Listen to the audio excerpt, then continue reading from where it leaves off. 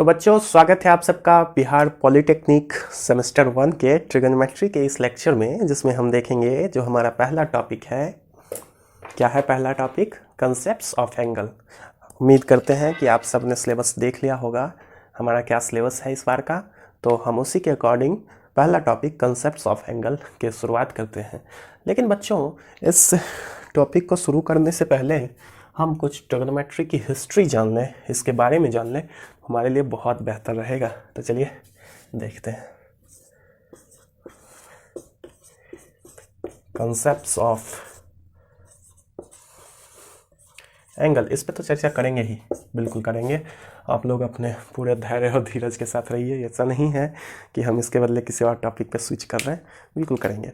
तो पहले हम इसके बारे में कुछ जान लेते हैं, ठीक है? ट्रिगोनोमेट्री है क्या, तो जान लेते हैं कि ये शब्द RIGONOMETRY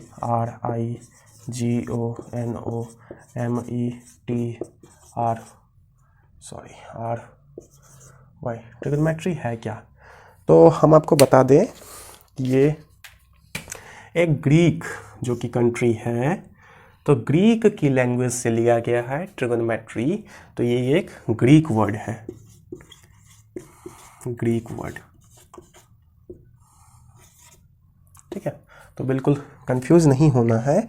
तो अगर हम इसके टुकड़े करें, अगर हम इसको तोड़ के पढ़ने की कोशिश करें, तो ये बनता है ट्रिगोन प्लस मेट्रॉन। ट्रिगोन प्लस मेट्रॉन ग्रीक का दो शब्द है जिसको जोड़ के बनाया गया है ट्रिगोनोमेट्री। तो क्या बनता है? TRIGON, ट्रिगोन प्लस मेट्रॉन, ठीक है? हाँ, तो इसका क्या मतलब हो सकता है? इसका मतलब होता है it means measuring the side of triangle. त्रिकोण के भुजाओं की माप करना, ठीक है? It means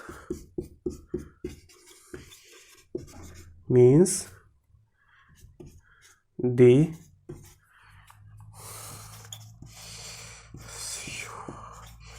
measurement of the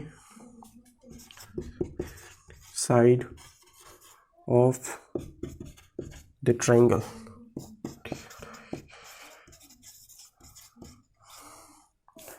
तो त्रिभुज जिसकी तीन भुजाएं होती हैं, आप लोग जानते हो, तो उसकी भुजाओं की यदि हम माप करते हैं, उसके साइड का यदि हम मेजरमेंट लेते हैं, उनका रेशियो देखते हैं, तो उनके बीच में यदि हम रिलेशन बनाएं, तो वो रिलेशन हम ट्रिगोनोमेट्री के द्वारा बना सकते हैं। तो ये एक बहुत बड़ा हथियार है हमारे लिए, जो हमारे लिए मैथ्स को बहुत ही ईजी बना देता है। तो इसके कुछ यूजेस हम देख लेते हैं कि भाई इसका यूजेस हम करेंगे कहाँ पे। तो इसका यूजेस जो है हमारे लिए, हम उसको जान लेते हैं। तो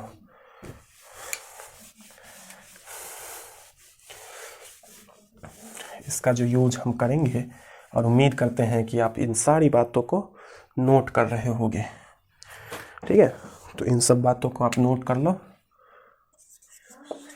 यूजेस ऑफ ट्रिगोनोमेट्री, ठीक है? ये जान लेते हैं कि करेंगे क्या, इसका हम करेंगे क्या। तो बच्चों, इसका पहला यूज जो होता है हमारे लिए, वैसे तो बहुत सारे यूज हैं जिसको गिनना वाकई असंभव सा है, लेकिन हम आपको कुछ बता दे रहे हैं। इसका यूज सिस्मोलॉजी में किया जाता है, science of seismology, science of seismology.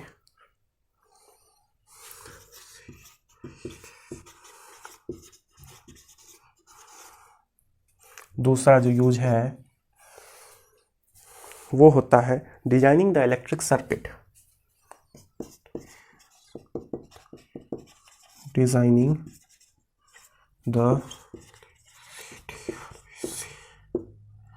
Electric circuit. और तीसरा जो यूज है हमारे लिए वो है describing the state of atom. Atom का क्या स्टेट है, उसके बारे में यदि हम पढ़ेंगे तो आगे फर्दर यूज करेंगे इसका हम, अभी तो नहीं।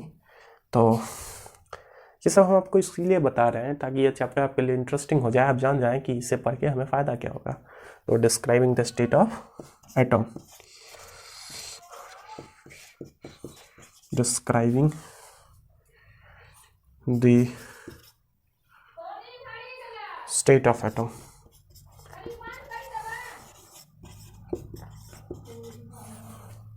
समझ गए? Sorry, VING, describing the state of atom. उसके बाद predicting the height of tides, समुद्र में जो लहरें उठती हैं उसकी टाइड्स की हाइट ओशियन में प्रिडिक्ट करने के लिए। एनालाइजिंग द म्यूजिकल टोन्स, बहुत से क्षेत्रों में, एंड मेनी मोर एरियाज, तो ये बहुत से अनगिनत क्षेत्रों में। पहले के ज़माने में आप जानते हो, जैसे ही ये नाविक लोग जब जाते थे एक देश से दूसरे देश की यात्रा पे, तो वो लोग इसका नेविगेशन के रूप में इसका इस्तेमाल करते थे। और ट्रिग्नोमेट्री में आप हाइट एंड डिस्टेंस में से बहुत से पॉपुलर क्वेश्चंस आपने सॉल्व किए होंगे, जैसे किसी पहाड़ पे किसी किले को तोप से उड़ाना हो तो कैसे हम करेंगे, क्या क्या हमें ज़रूरी होती है। तो आपने बहुत से इंटरेस्टिंग केस क्लास 10th में देखे होंगे, मुझे उम्मीद है इस बात पे।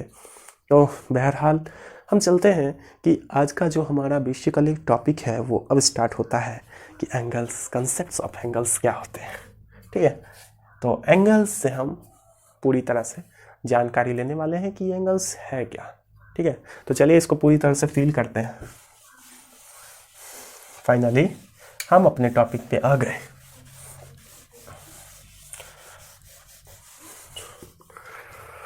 हाँ,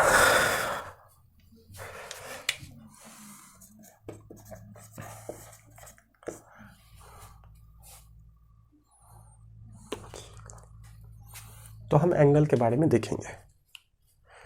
तो एंगल क्या है? एंगल क्या है?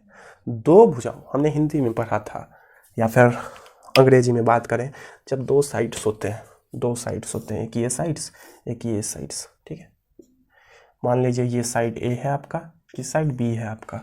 ठीक है, तो इन दो साइड्स के बीच में जो कोण बनता है, ये जो दूरी रहती है,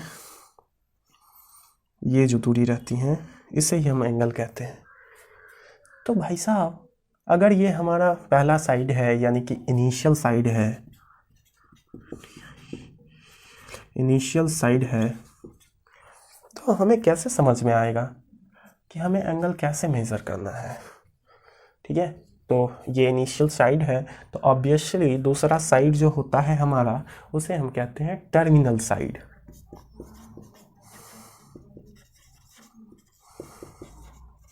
ये हमारा टर्मिनल साइड और ये हमारा इनिशियल साइड, और ये O मान लेते हैं वर्टेक्स है, VERTEX, वर्टेक्स। ठीक है, हाँ, तो हम एंगल को कैसे मेजर करते हैं? देखिए, दो केस बनते हैं, एक एंगल पॉजिटिव हो, एक एंगल नेगेटिव हो। तो जब भी पॉजिटिव एंगल होगा, तो उसे हम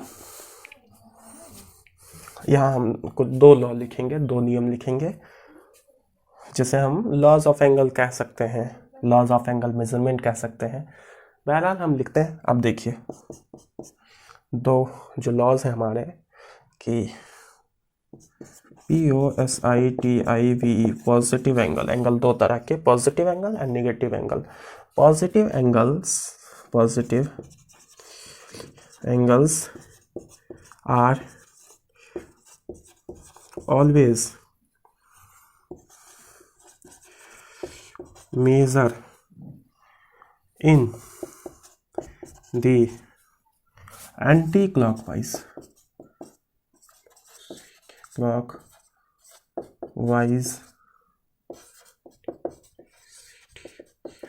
direction to the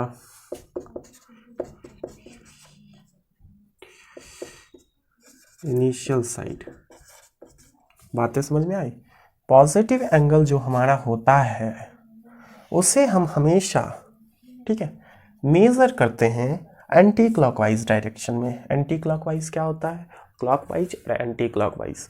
देखिए, हमारी जो घड़ी होती है, क्लॉक मीन्स घड़ी, ठीक है, घड़ी होती है, उसकी सुई जो नसती है, जैसे यहाँ 12, 1, 2, 3, ऐसे जो होता है हमारा 6, ठीक है, तो ऐसे जो होता है हमारा, तो घड़ी की सुई जो हमारी नचती है, तो हम हमेशा देखते हैं कि ये घड़ी की सुई इस डायरेक्शन में जाती है, ठीक है, इस डायरेक्शन में जाती है। यानी कि कभी भी हम ऐसे उल्टा आते हुए नहीं देखते हैं, ऐसे नहीं आती है, हमेशा ऐसे जाती है।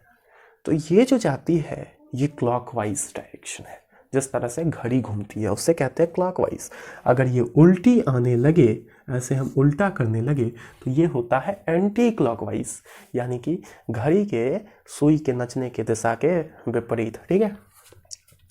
तो ये एंटी क्लॉकवाइज यानी कि घड़ी के विपरीत दिशा में, ठीक है, ठीक। इनिशियल साइड आपको ध्यान रखना, इनिशियल साइड जो हमने पहले खींचा था ये हमारा इनिशियल साइड, और हमने जो बाद में खींचा था ये टर्मिनल साइड, ठीक है। दो साइड्स खींचते हैं तो उसी के बीच में ये हमारा कोण बनता है। तो अगर हम पॉजिटिव एंगल बनाएं तो आपको एंटी क्लॉकवाइज डायरेक्शन में जाना होगा, आपको इस डायरेक्शन में जाना होगा, तभी आप पॉजिटिव एंगल बना सकते हो। तो आपको इस डायरेक्शन में जाना होगा, इस डायरेक्शन में जाना होगा, ठीक है। अगर आप, तो ये हमारा पॉजिटिव बनेगा, ठीक है। अगर हम इस डायरेक्शन में जाने लगें तो ये हमारा निगेटिव हो जाएगा, अगर हम इस डायरेक्शन में जाने लगे तो ये हमारा नेगेटिव हो जाएगा। बात समझ में आई? बातें समझ में आ गई? तो चलिए हम इसको, खैर ये हमारा पॉजिटिव एंगल हो गया। अब नेगेटिव एंगल के बारे में हम क्या लिख सकते हैं, इसके बारे में भी हम लिख सकते हैं। इसके बारे में लिख सकते हैं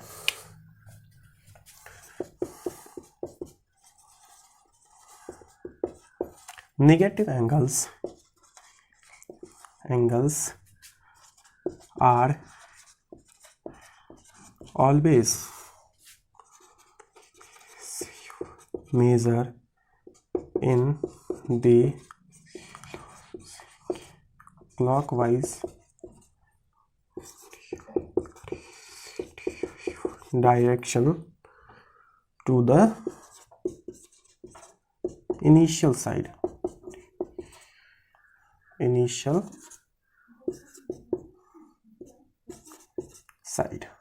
चलिए तो बातें समझ गए, एंगल्स को कैसे मेजर करना है, पॉजिटिव एंगल क्या होते हैं, नेगेटिव एंगल क्या होते हैं, किसको हम किधर से मेजर करते हैं, किसको हम किधर से मेजर करते हैं। आज के लेक्चर का बेसिकली यही हमारा टॉपिक था जो हमने ख़त्म किया। और आप क्या कर सकते हैं, हाँ एक और बात, आपको इसका अगर नोट्स चाहिए, हैंड रिटन नोट्स जो मेरे द्वारा बनाए गए हैं वो चाहिए, तो आप रिजल्ट जस्ट अहेड का टेलीग्राम चैनल ज्वाइन करें। आपको वहाँ पे ये PDF के फॉर्मेट में मिल जाएगा, आप वहाँ से डाउनलोड करके रिवाइज कर सकते हैं, या फिर आप अपने नोट्स बनाएं, वो ज़्यादा बेहतर है। तो चलिए मिलते हैं नेक्स्ट लेक्चर में, तब तक के लिए धन्यवाद, नमस्ते।